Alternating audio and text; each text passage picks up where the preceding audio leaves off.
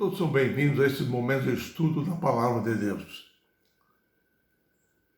Crises sucessivas surgem a cada dia, atingindo pessoas, famílias, sociedades, nações, de modo que às vezes temos a sensação de que as coisas estão começando a ficar fora de controle. Nesse momento de crise, é natural que as pessoas pensem primeiro em sua própria sobrevivência.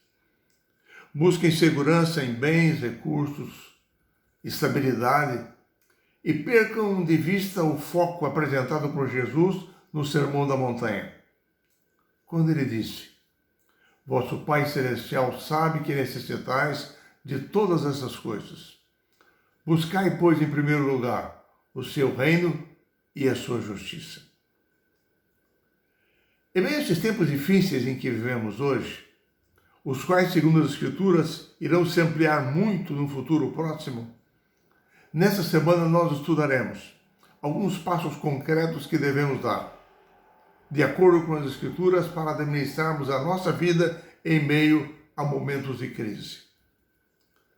O primeiro passo recomendado nas Escrituras é colocarmos a Deus em primeiro lugar em nossa vida. Nós temos, por exemplo, a crise vivida pelo rei Josafá por volta do ano 850 em Judá. Ele havia promovido uma reforma espiritual no meio do seu povo, reorganizado a nação, o exército, porém, repentinamente, ele viu-se cercado de inimigos por todos os lados. Assim, Josafá buscou o Senhor, convocou o templo para oração e jejum diante do templo. E ele disse: Em nós não há força, nossos olhos estão postos no Senhor. O Espírito do Senhor veio naquela ocasião sobre um levita chamado Jaziel, que lhes disse: Não temais nem vos assusteis, por causa dessa grande multidão, pois a peleja não é vossa, mas de Deus. Saí a peleja, ali parai e veja o livramento que o Senhor vos proverá. Josafá reuniu cantores e instrumentistas para que marchassem adiante do exército de Judá, cantando louvores ao Senhor. Ele convocou todo o povo para ir adiante após o exército, com as palavras: Crede no Senhor vosso Deus e estareis seguros. Crede nos seus profetas e prosperareis. Naquela ocasião, a Bíblia nos diz que os inimigos de Deus foram movidos uns contra os outros. E eles se autodestruíram. Não houve nenhum sobrevivente. Assim, o primeiro grande segredo que a Bíblia nos apresenta para a vitória é colocarmos a Deus em primeiro lugar em nossa vida.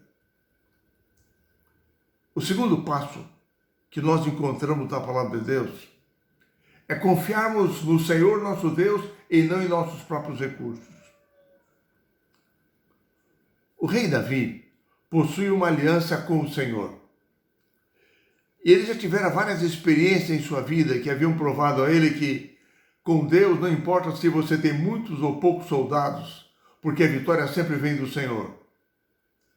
Porém, quando surgiu uma grande crise, Davi permitiu que o inimigo o tentasse, e assim ele resolveu confiar em sua própria habilidade, nos homens que possuía, e determinou um censo em Israel, para ver com quantos homens ele poderia contar numa guerra.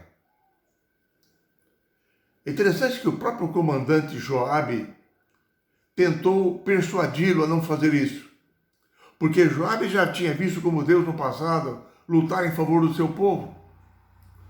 Porém, Davi insistiu no censo e recebeu o castigo de Deus.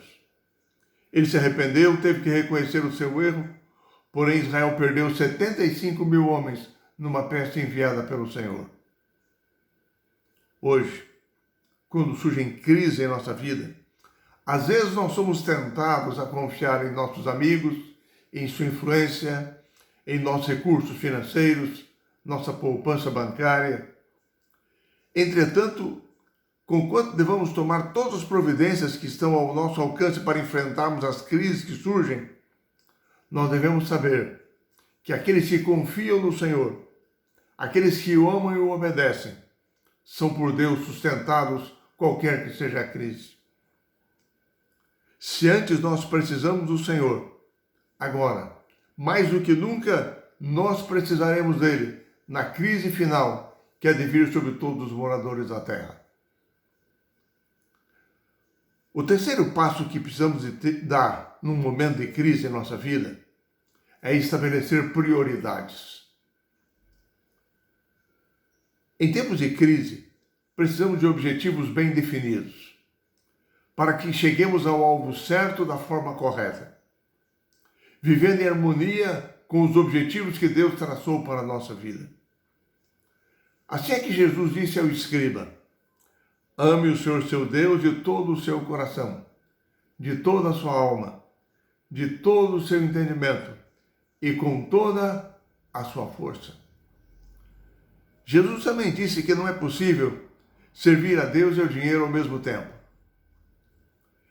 É interessante que o apóstolo São João nos adverte de 3 grandes perigos na vida cristã. Ele diz: nós temos que evitar a concupiscência da carne, ou seja, os desejos da carne, a concupiscência dos olhos, os desejos provocados pelos nossos sentidos e a soberba da vida, o orgulho e a vaidade. E João nos recomenda não amarmos o mundo nem as coisas que há no mundo. Devido à nossa natureza pecaminosa, as coisas do mundo atraem a nossa atenção e buscamos sempre a gratificação para os nossos sentidos. Por isso é que o apóstolo São Paulo nos indica o caminho seguro, quando ele diz: pensem nas coisas do alto, não nas que são aqui da terra. Há um poder concedido pelo Espírito Santo de Deus para todo aquele que se consagra integralmente a Cristo. Deus nos concede a sua justiça do seu caráter e do seu poder para vencermos a cada tentação. Quando mantemos os olhos fixos em Jesus, através da oração, do estudo da sua palavra, seguindo os planos que ele traçou para a nossa vida, quando isso se torna nossa prioridade, ocorre conosco aquilo que está nas palavras do apóstolo São Pedro, em 2 Pedro capítulo 3, versos 11 e 12, quando ele diz: deveis ser tais como os que vivem em santo procedimento e piedade, esperando e apressando a vinda do dia de Deus. O quarto passo que necessitamos dar em tempo de crise é simplificar a nossa vida. Tudo que existe nesse mundo é passageiro, é perecível. E tudo nesse mundo está sendo entesourado para a destruição final. Quando Deus fará novas todas as coisas, na verdade, nós estamos prestes a ir para uma pátria superior. Então não podemos colocar o nosso coração nas coisas desse mundo.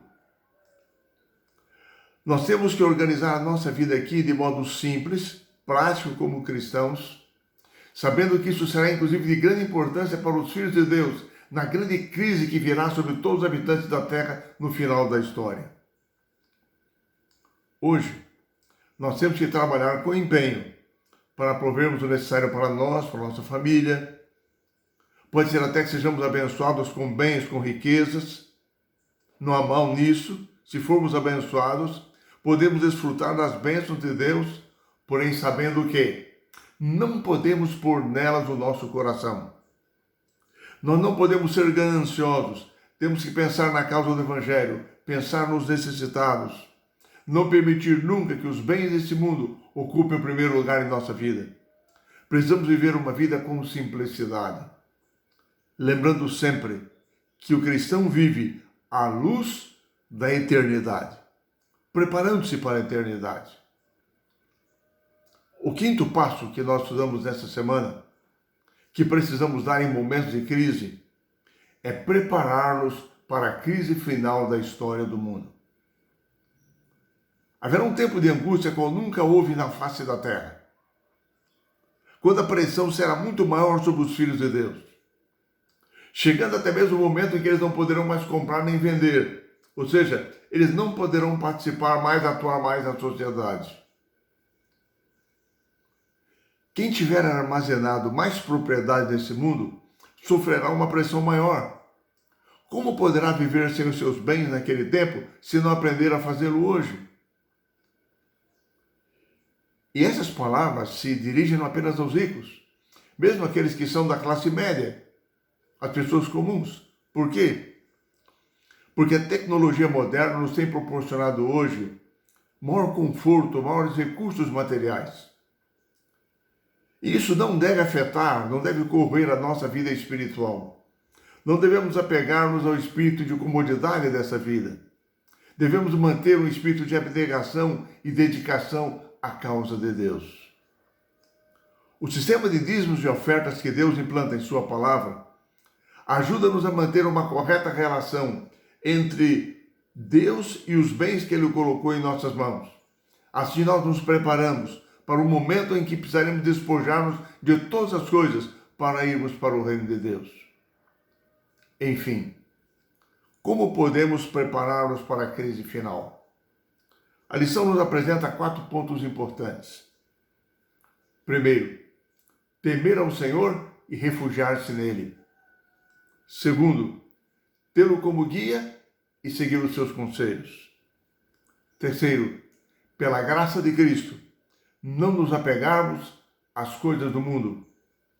E quarto ponto, permanecermos ligados a Cristo Jesus pela fé.